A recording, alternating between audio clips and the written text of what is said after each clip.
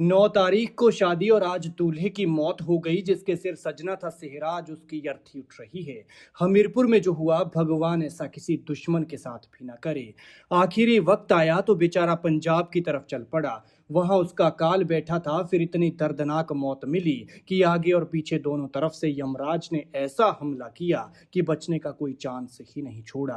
पीछे से तेज रफ्तार गाड़ी ने मारी टक्कर तो हवा में उछला, फिर आगे से आ रही गाड़ी से टकराया और वहीं खत्म हो गया।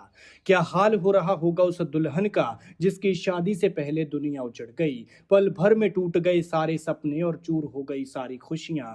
जिस आवाज को सुनकर उसकी सुबह होती थी, वो आवाज एक पल में खामोश हो गई। गलती किसी और की और भुगतना किसी और को पड़ा। जान एक की गई और जिंदगी पूरे परिवार की खराब हुई।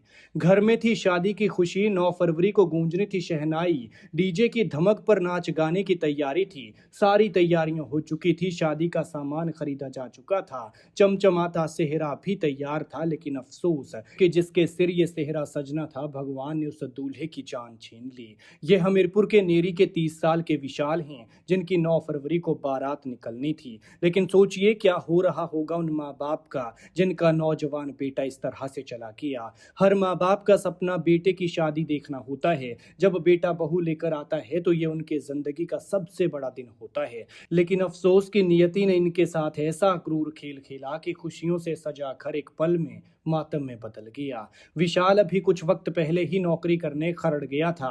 वहां एक कंपनी में काम करने लगा था। सोमवार सुबह भी वो ड्यूटी के लिए निकला था।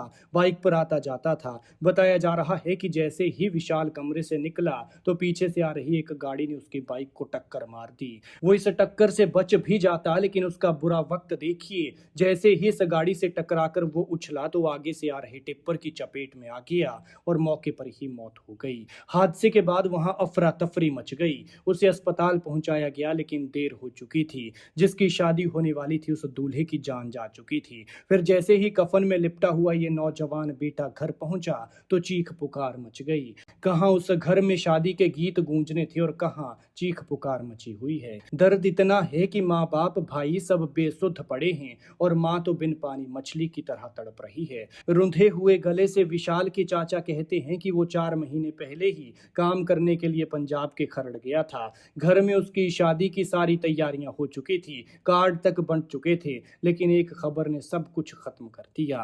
खैर, भगवान मृतक की आत्मा को शांति दे, दुखी परिवार को दुख सहने की शक्ति और ऐसा दर्द किसी दुश्मन को भी ना दे।